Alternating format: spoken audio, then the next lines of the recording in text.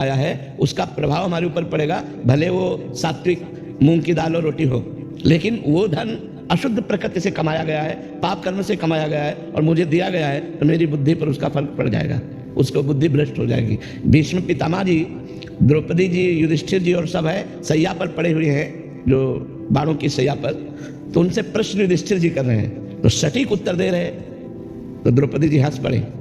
तो भीष्म जी ने कहा बेटा हंसे क्यों, उपदेश कोई हंसने वाला तो है नहीं। तो उनका इसलिए हंस रहे कि बहुत ज्ञान की बातें कर रहे हो इस समय, और उस समय ज्ञान तुम्हारा कहाँ गया था जब सभा में मुझे निर्वस्त्र किया जा रहा था और मैं चीख चीख के कह रही थी क्या ये धर्म है, तो आप जैसे धर्मात्मा पुरुष की बोलती बंद थी, क्यों नहीं बोले उस समय और इस समय आप बोले हो।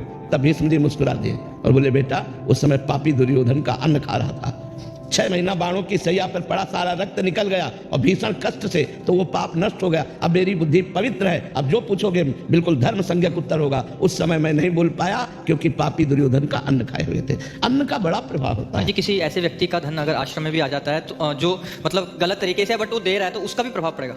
हम तो मतलब इतना तक महापुरुषों से सुने हुए हैं कि एक बार एक संतों की मंडली ग्राम से निकली, तो एक धनी मानी ने निमंत्रण दिया, सब संतों ने प्रसाद पाया और सुबह एक दूसरे की तरफ देखते हुए कहा कि आज तो हमारा संयम नष्ट हो गया।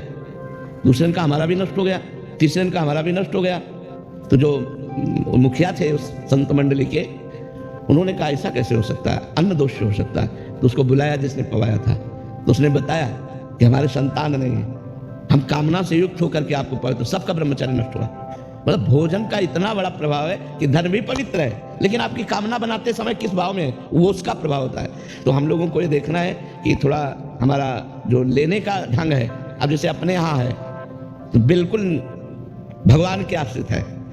अगर आप 100 रुपया निकाल के रखते हैं तो हम यही समझते हैं मेरे भगवान ने इसे प्रेरित किया है, क्योंकि मुझे पता है यहाँ वही दे सकता है जिसको श्री जी प्रेरित करेंगी। तो ये उनके मेहनत की कमाई है। वो 100 रुपया की दाल आएगी ना, और जब रोटी पाएंगे तो भजन होगा, लेकिन 1 करोड़ का जब व्यवस्था होगी तो भजन नहीं होगा, वापस में राग द्वेष ईर्ष्या काम क्रोधीय विकार होंगे। तो भोजन का प्रभाव हमारे ऊपर बहुत, वैसे भी कहावत है जैसा खाओ अन्न वैसा बने मन। तो अन्न कहाँ से खरीदा गया, किस पैसे से लाया गया, किस भावना से बनाया गया, उसका भी प्रभाव पड़ता है। इसलिए हम कहते हैं कि ज़्यादा बाजार की चीज़ें भजन करने वालों को बनी बनाई नहीं पाना चाहिए, क्योंकि वो बनी बनाई तो अच्छी दिखाई दे रहे हैं, लेकिन बनाते समय उसकी प्रक्रिया शुद्धि अशुद्धि, और लघुशंका करके बिना हाथ धोए बना रहा है, उसकी शुद्धि अशुद्धि, उसके भाव, वो सब प्रभाव भोजन में पड़ता है। वैसे ही हमारी प्रकृति स्वभाव बन जाता है जैसा भोजन होता है। तो हमें 2 जगह देखना चाहिए यदि हमारा आंतरिक भजन रुके, किसी वैष्णव का अपराध या भोजन। भोजन शुद्ध और समस्त वैष्णव के प्रति नमन बुद्धि, तो खूब